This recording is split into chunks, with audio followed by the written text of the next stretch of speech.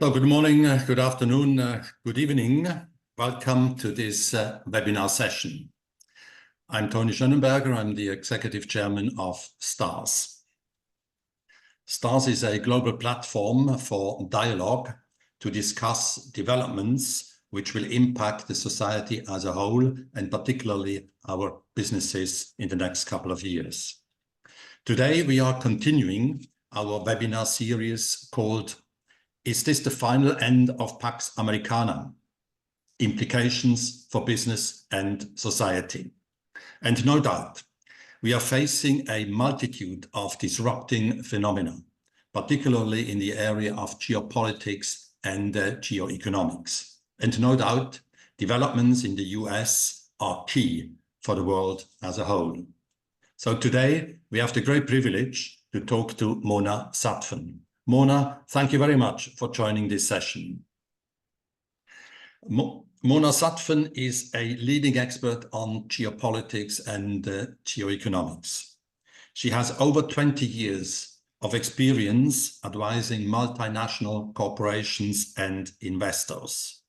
From 2009 to 2011, Mona served as White House Deputy Chief of Staff for President Barack Obama. And I should also mention, I'm pretty proud of it, Mona is also a member of the STARS International Board. Mona, thank you very much again. We are very much looking forward to your insights. I want to introduce you now to our moderator, Mark Ditley. Mark is a leading financial and business journalist and founding partner of The Market in Zurich. That is the leading digital business and finance platform in Zurich. Mark, thank you very much again, and the floor is yours. Thank you very much, Tony, and good morning, good afternoon to everyone in the audience.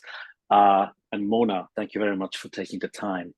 Over the next half hour, we'd like to talk about the question whether this is the final end of Pax Americana and what kind of world order is unfolding in front of us. And we'll obviously also talk about the prospects of the US elections coming up in just a little more than 2 months from now.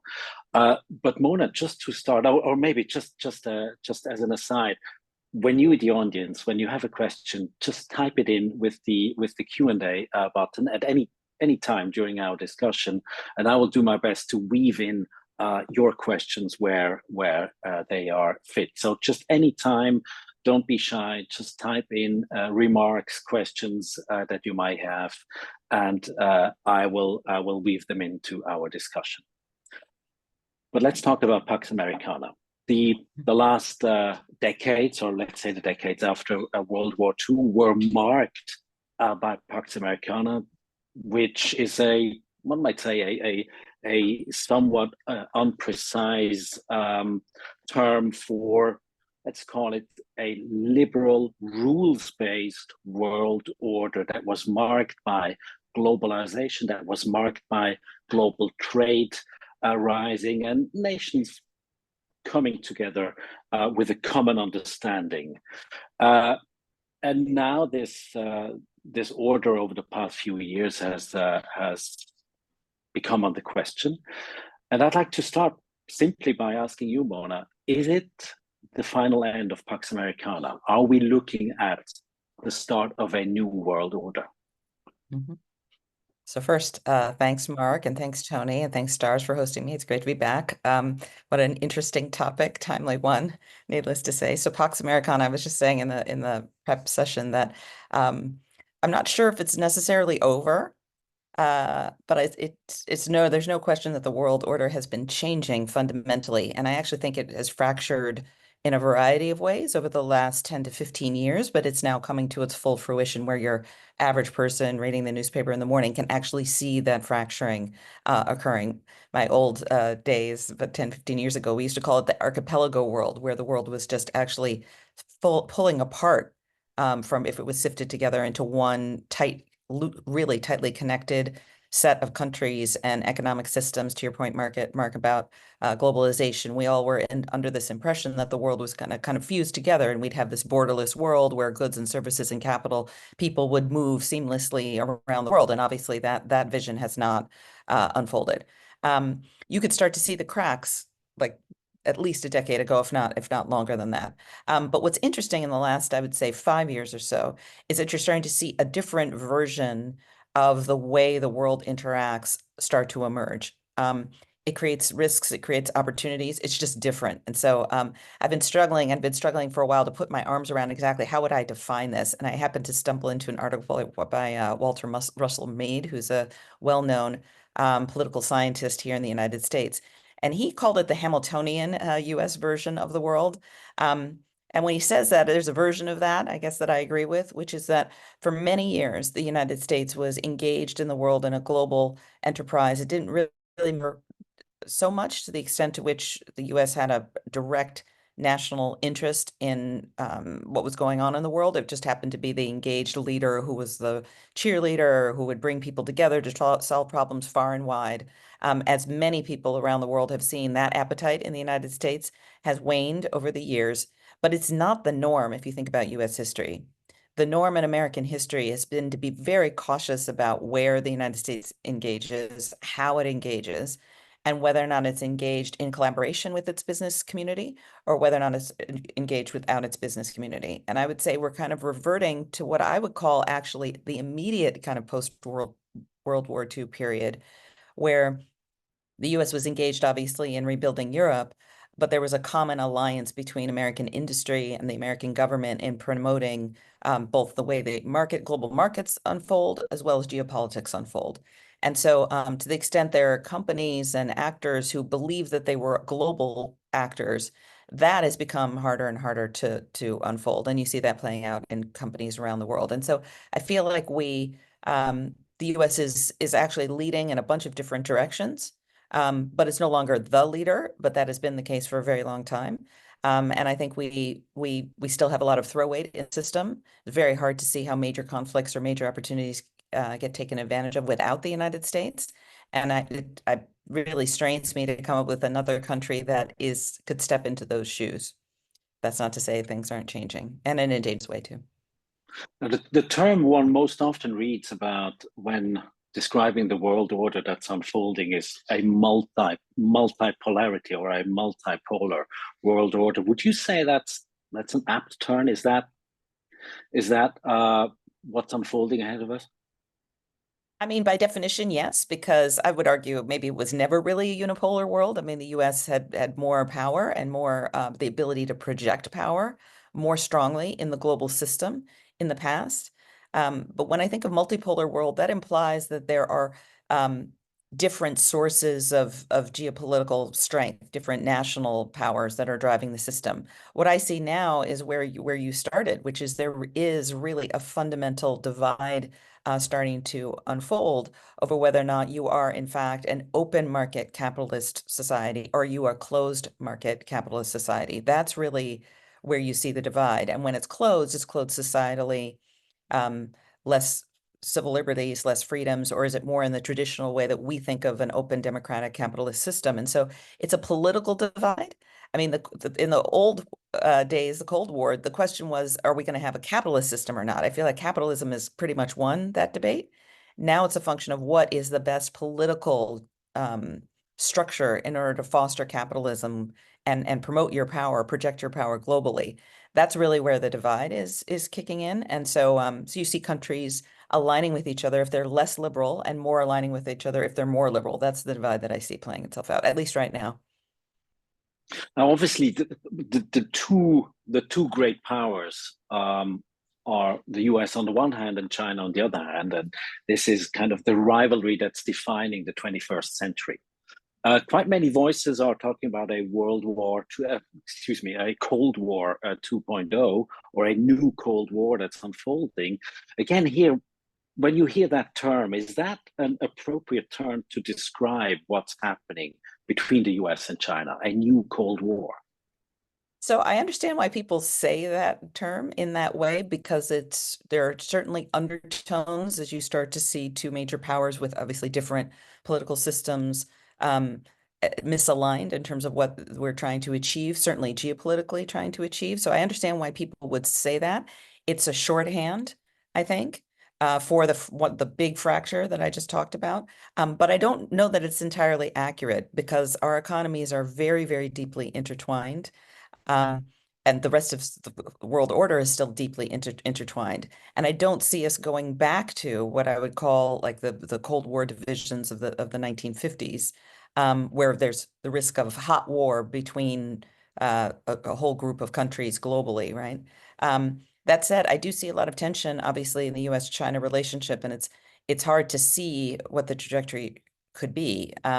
And it is also very clear that the Chinese are interested in leading a group of countries that feel similarly oriented, along with the Chinese. But I just think their focus is a little bit different than in the core of the Cold War.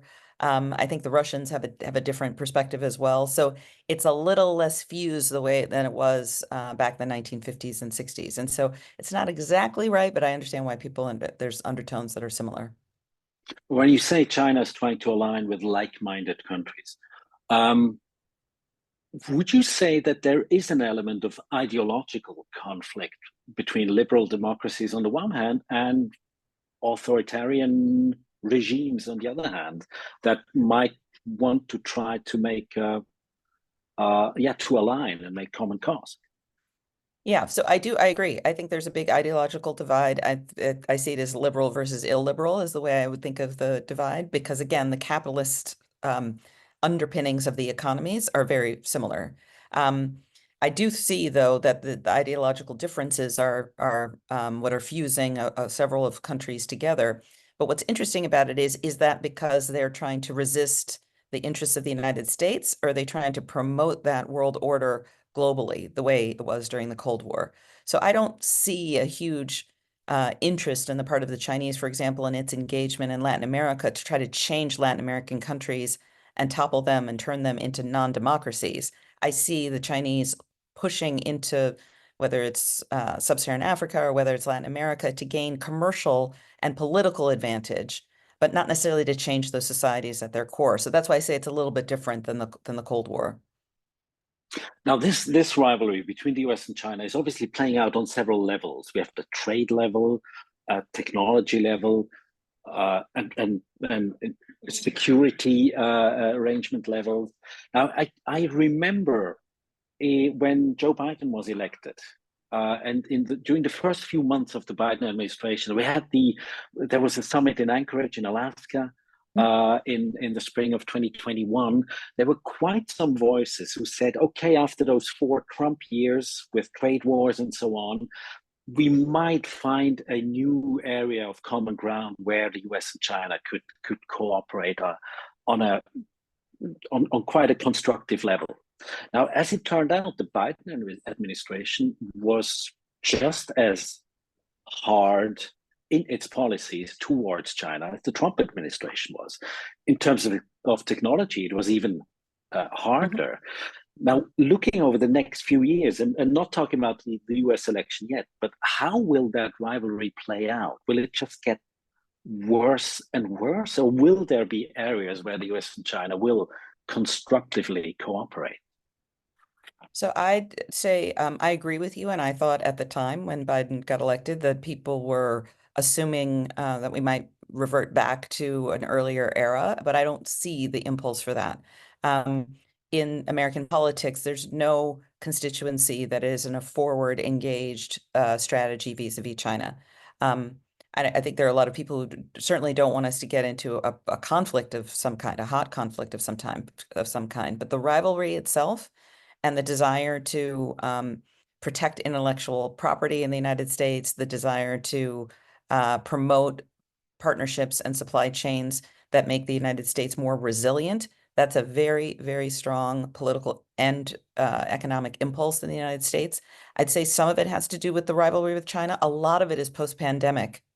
A lot of it, I think, is the reality of the understanding, the same happened in Europe, that when you have such a far-flung supply chain, you can't assume that other governments are going to make those supplies available at a time of need.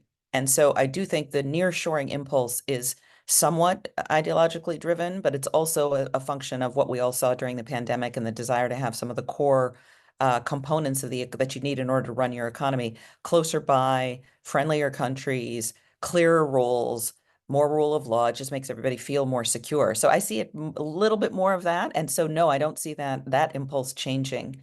That said, if you told me in a few years, do we settle out into more of a little bit of a stable realignment of those supply chains and realignment of the rules of the road, and then turn a page into a little bit more collaboration with the Chinese? That wouldn't stun me. I don't see evidence of that yet. But it's not like we're at each other's throats every single day of every single week. There are lots of places where we obviously have common interests, and we still collaborate in terms of advancing those interests. So it's not a foregone conclusion that we're headed to some hot conflict, which I know a lot of people believe, but I don't. Now, when we have this situation of this great power rivalry, the US on the one hand, China on the other hand, other countries, Europe, Southeast Asia, the so-called global South, will there come a point where they will have to choose sides? And So it's what will interesting. that mean? Yeah, so I do see a situation coming. You can see this with some technology decisions that the US government has made and the Chinese have made, that it's really putting the squeeze on what used to be a globally integrated supply chains. That's what we had. And I do think there are some fork in the road decisions, think semiconductors, some energy related areas where people are realizing they may have to sacrifice access to the United States if they want to stay in alignment with China, and vice versa. And both capitals are perfectly happy to create that tension. So yes, I think this could get a lot more complicated, particularly when you're thinking about critical areas, critical components of the economy, US, Europe, Asia, trade related alignments. I do think there's friends are going to get more benefits than perceived non-friends. And you see lots of countries trying to navigate through. I mean, some know where they naturally will rest. Others are still trying to figure out, well, can I still have a middle ground? I think that's going to get harder, at least again, in the core parts of the economy. It won't happen, I don't think, on things like the soft power stuff, like cultural exports and that kind of thing. I don't think that is where the really things are going to come to a head. But on some of these critical technologies and the like, I think it's just be very difficult to invest in those areas, to trade in those areas, to really collaborate scientifically, to develop new technologies in both places at the same time. And in the past, obviously, that was easily done, and that's going to get a lot harder. On this topic, I have a question from the audience, and I quote, "In my opinion, rivalries decrease with an increase of understanding of the rival. What is the long-lasting effect of the fact that now so many fewer Americans study in China? As I understand it, the numbers have decreased enormously. So basically, they are drifting apart, and the understanding of the other side is deteriorating. What do you make of that?" I think it's a big risk. I mean, it's a natural consequence of the rivalry. And I would say from, my perspective, many Americans, I worked when China joined the WTO, and I can't tell you how excited American companies, government, cultural leaders were to engage China.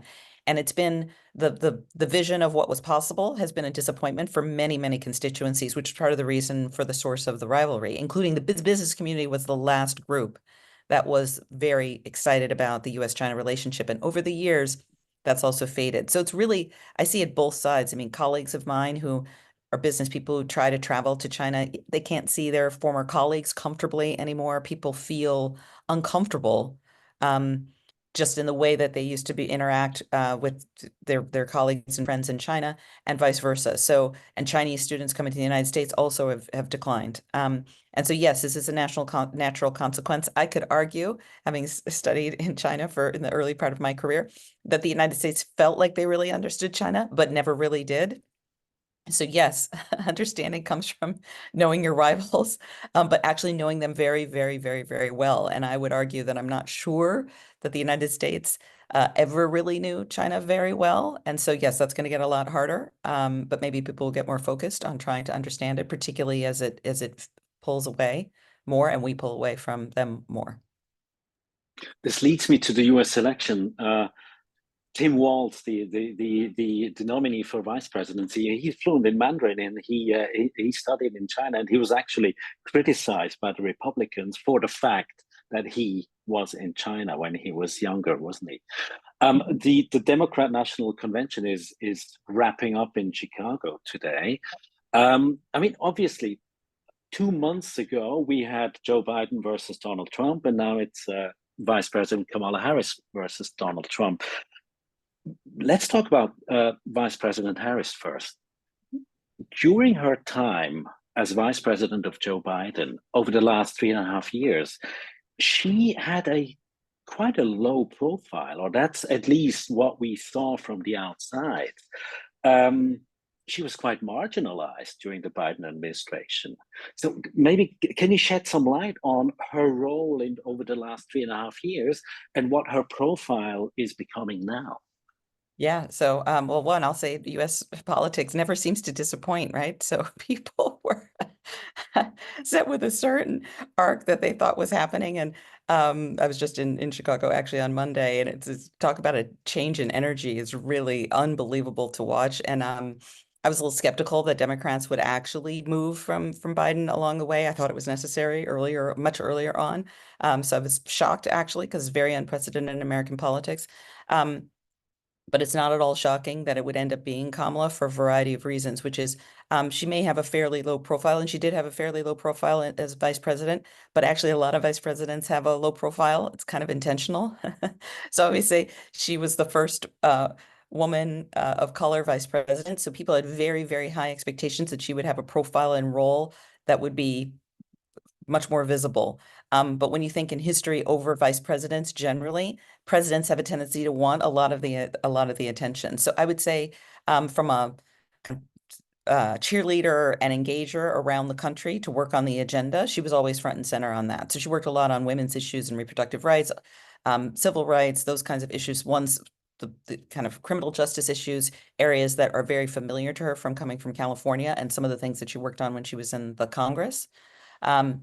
She's been active, just not active in a way that is necessary as public as most people would wanted to see. And I don't know that people necessarily thought that she would be the nominee, at least right away, right? And therefore, she would have time toward the end. If things had played out the way they normally would play out, you would start to see the vice president step forward more as you get to the next election, which is when a vice president normally would run. So it's coming earlier than it naturally would have. And so obviously her profile is understandably a little bit lower than it naturally would be if it were a normal cycle, let's put it that way. Is that now, at this stage of the election, is that I mean, one could say it's an advantage that she doesn't have quite a strong profile, because it can now be filled with content, so to say. I mean, there's not much one could criticize her for the past 3.5 years, because there wasn't much she was in charge for. So simply, is it an advantage that she doesn't have such a strong profile yet, or is it a disadvantage 2 months before the election? Well, it's interesting because I remember having this conversation when Obama was during the election in 2008. If you recall, he also had a very low, people thought he had a very low profile. We spent a lot of time talking to him about, well, how do you fill in some of the gaps in what he had worked on over the years? But we had several years of a campaign to flush that out over time. And yes, this is very fast. There's positives and there's negatives about it. There's a race on for sure to define her. For many voters, she has to be, for the swing voters that are left. Obviously, for Democrats, core Democrats, they're thrilled, happy that there's a fighting shot to win. The election is still very, very close, but this gives the party a boost of energy. And almost more important than anything, it brings the excitement about the election back to par with the Trump supporters. That in itself is incredibly valuable. But who's left? It's the 5% of the undecideds that are left. Right. And for that small group, which could be certainly define the election, that small group does need to have a sense of who is this person. They clearly have a very strong sense of who Donald Trump is, so they believe. And so the race is on to define her with that group of people. Everybody else, I think people are in their partisan camps. And it's really a function of enthusiasm and turning votes out and getting people organized and that kind of thing on the ground. And post-convention, that's what you'll see is the activity will move to the key states and really away from the national back and forth. In terms of geopolitics and in terms of the role that the United States plays in the world, would you say that this election will be a kind of a watershed moment, defining uh, defining the US's role in the world for the years to come, or will either way not change very much? Well, I think it's consequential in I'd say a little bit of both. So any election is like hugely consequential. I think for the United States, part of the reason for the fracturing in the archipelago world dynamic that we've seen is I think there's a question around the trust of the United States as a partner. And part of that is the swinging back and forth wildly in terms of policy and approach and style after, I don't know, 100 years of fairly consistent, even though parties changed for the rest of the world, the way they engaged with the United States was fairly stable. And I think the impact of the Trump administration, the first one, can't be understated in terms of how much it really rattled the system, the institutions in the United States, and certainly globally. And so from that perspective, I do see this as a very consequential election. Because if Trump ends up winning again, it's going to change the trajectory of the way the US engages in the world. And think about a bunch of the conflicts that we're dealing with, whether it's the Middle East, Ukraine, the trajectory of those could change pretty substantially. So in that sense, I'd say the answer is yes. In another sense, I do feel like this is a changing of the turning of the page generationally in American politics, regardless of the outcome. And so that also is a fundamental shift. I think it creates a whole new opportunity for a whole new crop of leaders to step forward. So I think it's an exciting time, an important time. So in that sense, the next 4 years, you really are like, okay, but what happens next after that? And for many people, regardless of party and regardless of outcome, people are really now focused on who are those next national leaders who are going to step forward. And I think the interest in that is going to also start to increase. So in that sense, it's the next 4 years is a little less consequential than what happens for the next 10 or 15 from here. Now, Joe Biden, when he came in after the 4 Trump years, he was a very effective, or I would say he was a very effective alliance builder. He rebuilt the alliance with the Europeans, NATO. He rebuilt alliances in East Asia and so on. And I think you mentioned before that idea of how reliable is the US as a partner long term. Now, many countries here in Europe, in Asia as well, government leaders are probably asking themselves, I mean, do I need to worry every 4 years that the US might do a crazy inward turn and kind of shatter long-standing alliances again? I mean, how will that play out even after this election coming up? Yeah, so I do think there is a question about how the US manages its alliances. And I agree the Biden administration has done an incredible job stitching relationships back together, understanding that in a dangerous and complicated world, you can't do everything by yourself. You need to have like-minded partners who have a similar common accord, understand where their commonalities are and where their differences are, so that you can project power kind of together to solve challenges that are fairly complex, that impact all of us in some way or another. And so I do think that mindset is definitely something that was very, very strong with Joe Biden. I think it would be strong with Kamala Harris as well, because we've learned those lessons of trying to go it alone. I do think that we are, though, changing kind of how the US will engage, how much time, energy, attention, dedication the United States will have to their alliances. And so it needs to be more of an equal partnership when it comes to those alliances, maybe than it has been in the past. I actually think that's a good thing. I really think it's important for countries that are certainly, for example, Europe and Asia, that are on the front lines of some of these conflicts. That voice needs to be strong. It's, Ukraine is in Europe's backyard. It's not in our backyard. So it's easy for us to say, right? Taiwan's not in our backyard, right? It's in Japan's backyard. So you need to have those voices come through in these alliances in a more fulsome way, with a stronger partnership that ends up allowing those alliances to project power in a more effective and lasting way. And if we get to that point, I think you won't have as much back and forth, because the alliance will be very strong, right? It won't rely as heavily on the United States one way or the other. And more importantly, I think the US will just be more centered, deeply cemented in those alliances and be able to move forward with them. So I think we are at this really important stage of what does an alliance with the United States mean, and what other countries, what are the rules, roles, and responsibilities of everybody in one of them in order for it to be effective. Let's assume hypothetically for a moment that Donald Trump wins. Mhm. What will that mean for NATO?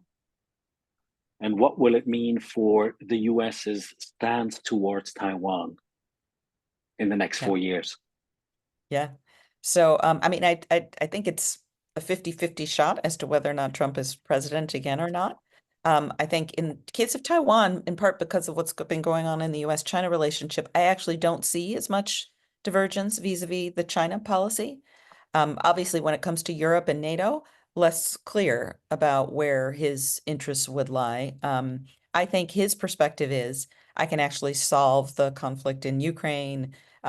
Yes, it would come at there would be a lot of tension vis-a-vis NATO. I think a lot of folks in NATO are aware of Donald Trump's views on NATO. That said, I think he's got a lot of other priorities. I think one of the lessons the Trump administration learned is they tried to do too much, too far, in too many places all at once. And I think several of his priorities are not global, they're domestic. And energy transition, for example, in some of the other areas, immigration and the like. So it's not to say that it wouldn't create a lot of tension, but it may not be as footed as he was in the past. And the Middle East conflict is also super complicated. People assume that he's much closer to Netanyahu. I'm not sure that that's necessarily the case. I think it makes that conflict more complicated in a variety of ways, but not clear that it's in one direction. I'd say the conflict in Europe is the clearest place where you would see a divergence, I think, immediately. And that would come at a cost for Europe and for Ukraine, I think. Now we have to wrap it up, but as a last question, I mean, you just said the election outcome is 50-50, so I'm not going to ask you to predict who will win, but I asked you hypothetically, what will it mean if Trump wins? Now, another hypothetical question, if Trump loses, will that cause a renewal of the Republican Party and a soul searching within the Republican Party, that they realize that they have embarked on a losing strategy with Trump and need to realign with their old roots? I mean, I wish it were that were the case, because my Republican friends, many of them who scratch their heads and wonder how their party ended up in this situation, and don't fundamentally believe with the direction of the Republican Party. It's a large group of people. Unfortunately, I don't see actually that happening near term. And it's where the energy of the party is right now. That said, usually people, the Democrats have this problem from the Jimmy Carter phase all the way to when Bill Clinton got elected. You start losing elections and you convince yourself, well, we just try a little harder, or we say it a little differently. We're going to convince people. Eventually, people in American politics don't like to lose over and over and over again. So eventually there is a realignment of sorts. I just don't think that that stitching back to go back to where the Republican Party was before, I just don't see that happening in the near term.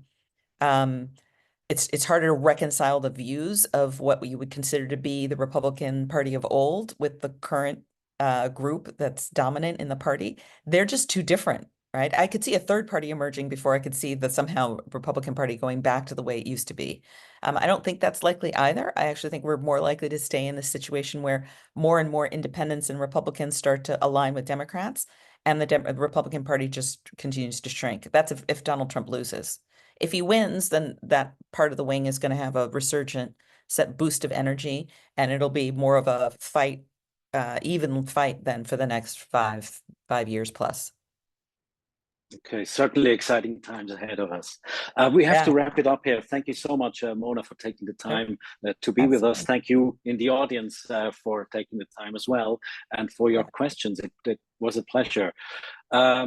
for now, I wish you all a good day and a good continuation wherever you are in the world. I hope to see some of you 2 weeks from now at the STAR Symposium here in Zurich. And all the best to you, and good luck. Take care.